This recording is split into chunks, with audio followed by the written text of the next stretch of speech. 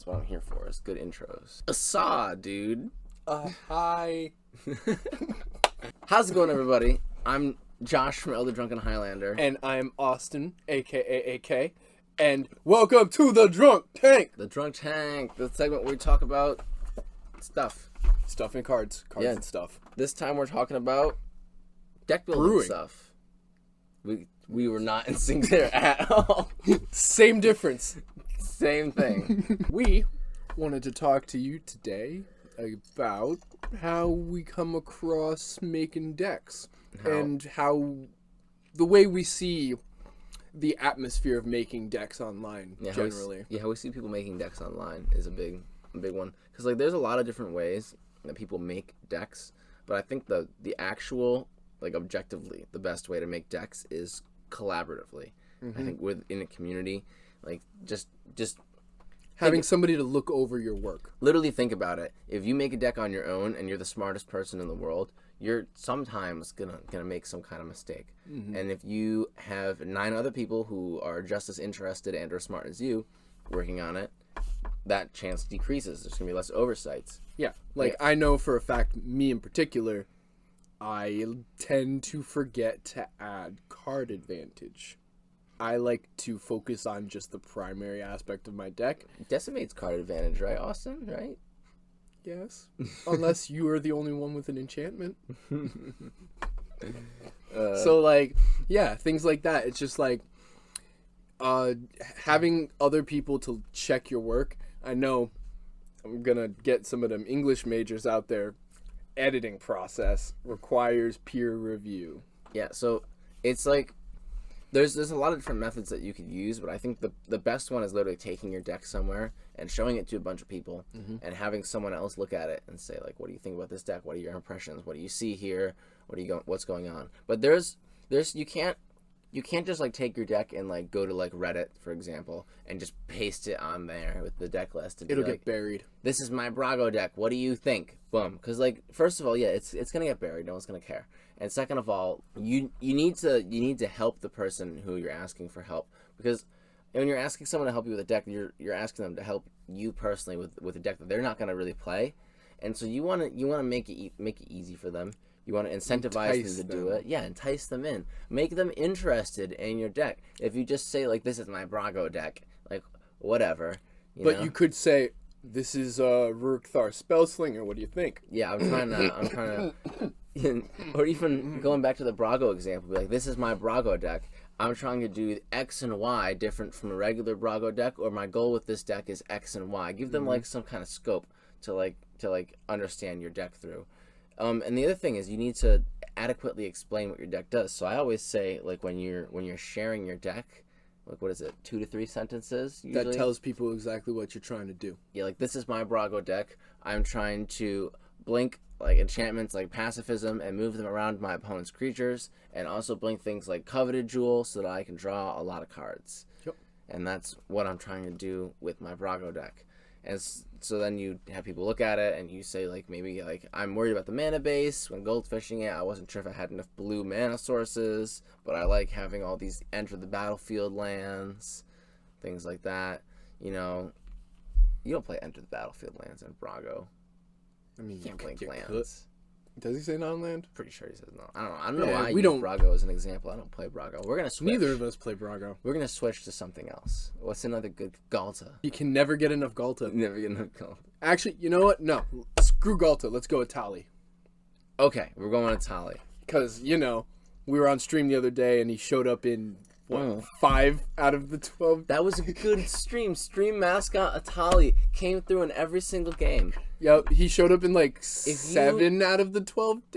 Yeah, 7 out of the 12 decks. Yeah, if you missed the stream we did on February 13th, with Magic Tapping Authority, you got to go check out their VOD.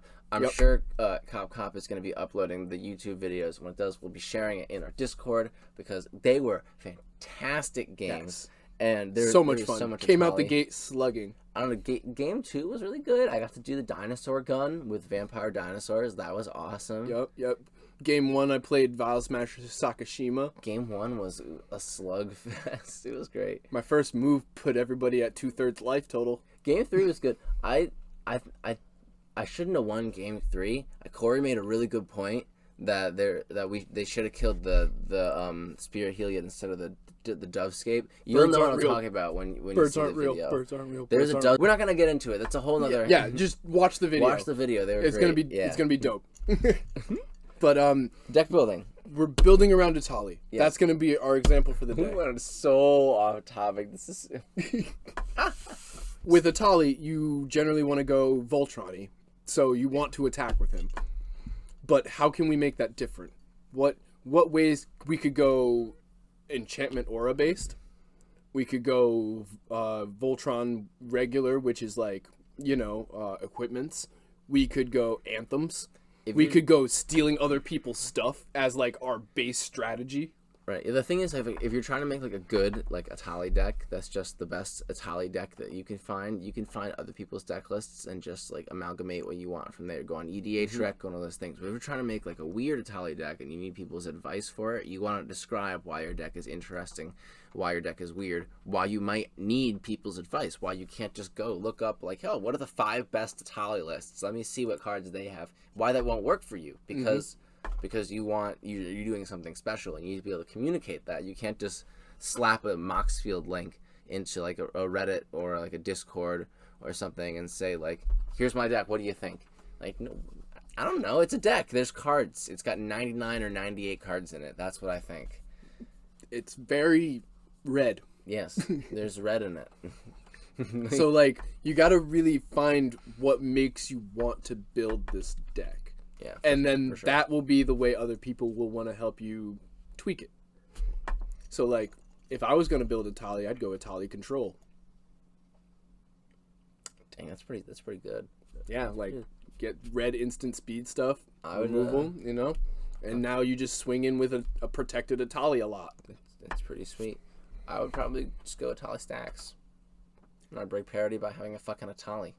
I mean, we're basically the same deck.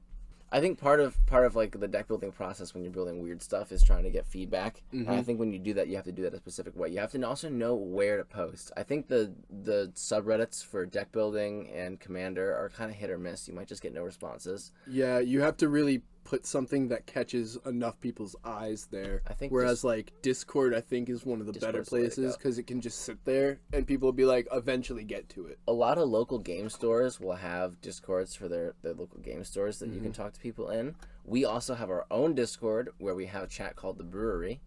There's like PlayDH and some other Discords, but I would stay away from like the bigger communities like that just because they're big and they're big communities. The thing I see most though is that like the majority of brew sites are tailored towards CEDH, Yeah.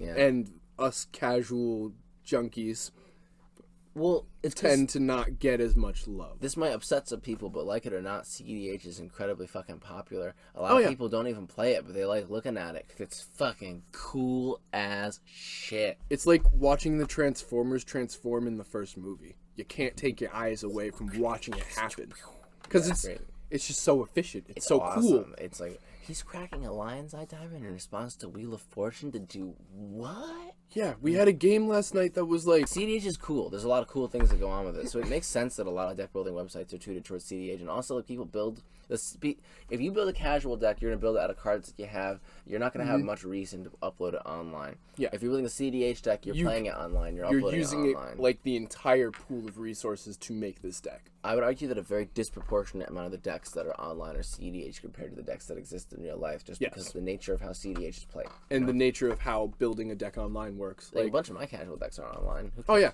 I have casual decks that are online just because like they were ideas that I had. But then the majority of the decks are optimized and near that CEDH level. Yeah, the only ones I put online are the ones I think are worth sharing. Like I have 5 pair tribal decks. It's not a joke.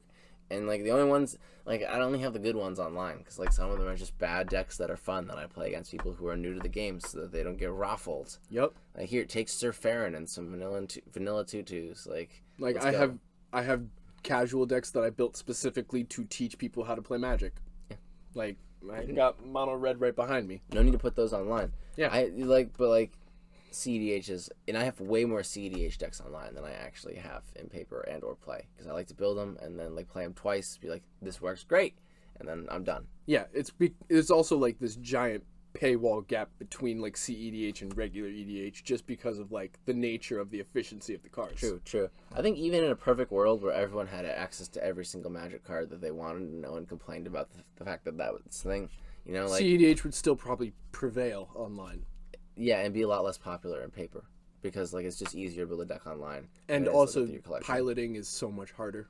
Yeah, and like I feel like when people play CDH, they build like 1 to 2 decks, and they're like, "These are my decks." For most people, I know there's a very entrenched CDH community. Y'all go hard as fuck. That's sick. But for like most people, like they build like 1 or 2 decks, like, and they're like, "These are my CDH decks. These I'm gonna learn how to play these very well. I'm not gonna fuck with other CDH decks. Casuals for fucking around." Yep. I'm just going to look for new cards for it every time a new set comes out, and I may switch 1 or 2 cards. Like someone's like, "Yeah, I like Marwyn. I like Elf Balls. Marwyn's my deck. I'm gonna upgrade Marwyn as I go. It's my CDH deck that I'm gonna play. Maybe I'll like also build like a Godo deck on the side and just have like maybe Godo like, should never be a side piece. maybe just have this budget Yawgmoth deck that I'm working on, and like maybe I play that too. But like mostly, I have like just my 1 CDH deck, my like kind of try hardish deck, and like 5 or 6 casual decks. And I think that's where a lot of entrenched players sit that aren't like CDH players. So the question is like, where do you build those casual decks? Because there aren't very many servers for it that are easy to access, and it's hard to like. You can get opinions with your friends, but friends are busy. And also, your friend group will have a bias towards cards that are already in the group, so you won't know generally what's more. That's true, and that's a good thing and a bad thing, right? Because you want your decks to be tuned to your meta. If you're playing them against your friends, you want input from your friends about what cards are good against your friends. But that can be a double-edged sword because now they know what's coming at them, and you've lost some of your element of surprise. What if you want to ambush your friends' deck? And also, what if you have a very insulated meta where like you're not aware of other cards that exist outside your meta that might absolutely demolish everybody? Right? Yeah. Like what if everyone's playing a bunch of like creatures that die to lightning bolt, and no one's playing lightning bolt with pyroclasm just because no one's like thought about it. It has no one's played those cards here since like 2016 when lightning bolt was kind of bad. If you're so insulated, you run into issues with power level, and things outside of your meta come in and change up your whole world. Yeah. And you want to. That's always good to like find access to other communities because of that. Like you can sometimes bring in some tech that like nobody is aware of. Oh yeah, like our Discord. God, they bring so many cool cards that I'm just like, that exists. It's nice having access to another like a wider community of deck builders because I can like piggyback off their ideas and be like, oh, that's really smart. Let me add this and this. It's like, and the amount of people who want to build the same deck as you in general like increases the more out there you put yourself. Yeah, it's nice having access to those online communities too, because you can like pop in and be like, hey, anyone building Orvar? And there's like 6 people building Orvar, and you're like, all right, I run into this problem where I have like gas. I run out of gas. How do I fix it? And that's how a lot of CDH decks get built, is you get onto a server with a bunch of people who are like-minded with you on the deck, and you build a deck, you make a collaborative deck list, and like you work with that. But I think we should do that more for casual decks too.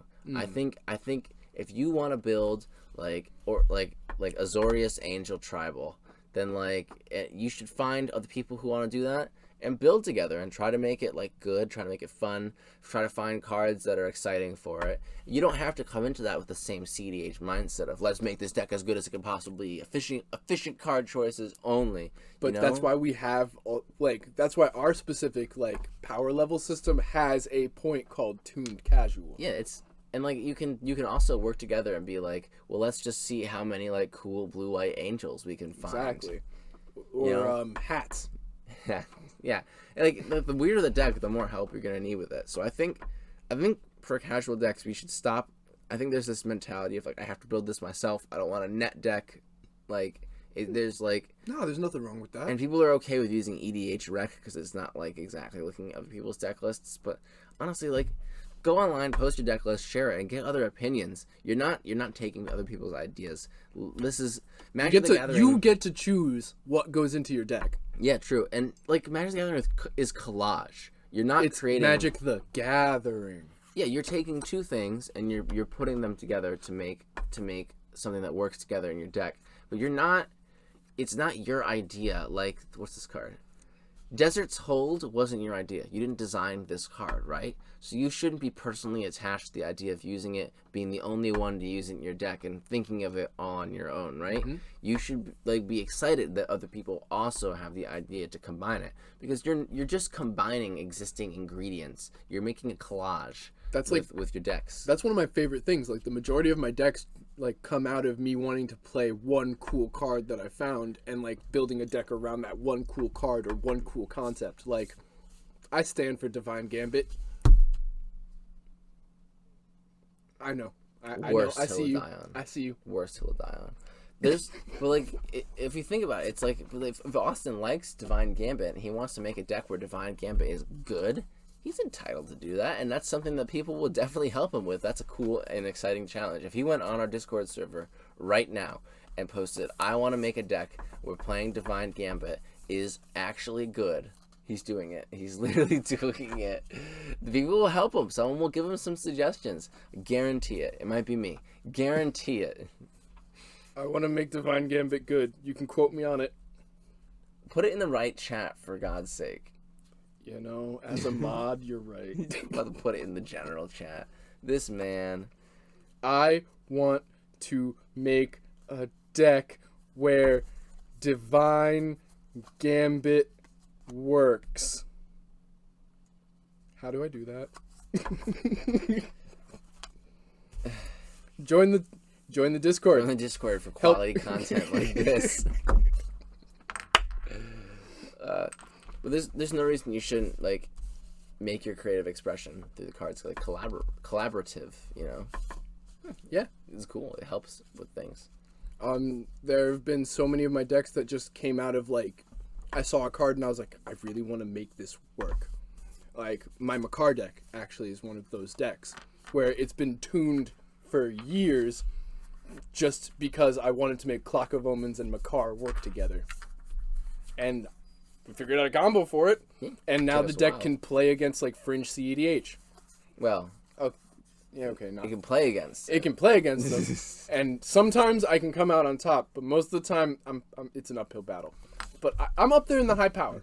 Like the deck can work in the higher power level just because it's been worked on so much and people have helped me figure out what I need to do to make it work in those higher power levels. To be honest, I think it's also because it's just like your baby and you're very good at piloting it comparatively. So like other people don't understand what the deck does and don't see that's bullshit coming. And so you can play it against people who have much stronger decks than you just because you're like sneaky and you're good at it. So I guess a better deck of mine to compare to would be Marasil, which is also one of my babies. That's the one with the better. But it's definitely like one of the decks that can like play with the big boys because it combos out, but it also has enough outs that it can do what it needs to do without feeling a headache. It's an absolute headache. It's a headache to pilot too. I'm not gonna lie, I play them like once a month. But it's the fact that like there's so many options when building Marasil. I needed people to tell me, okay, that's not working. How do you trim away the fat? Yeah. It's always good to get extra feedback. That's basically what we're saying. That's what we just took 22 minutes and 15 seconds to explain. Probably won't look like that.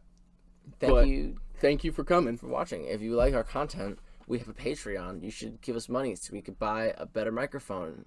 And a better camera. And better lights. And a green screen. Ooh, I would love a green screen. And some webcam arms.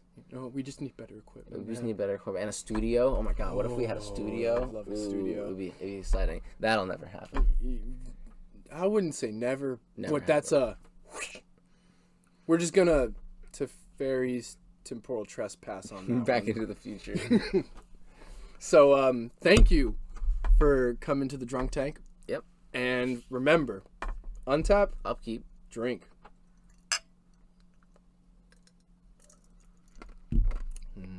Crunchy. Ice cube.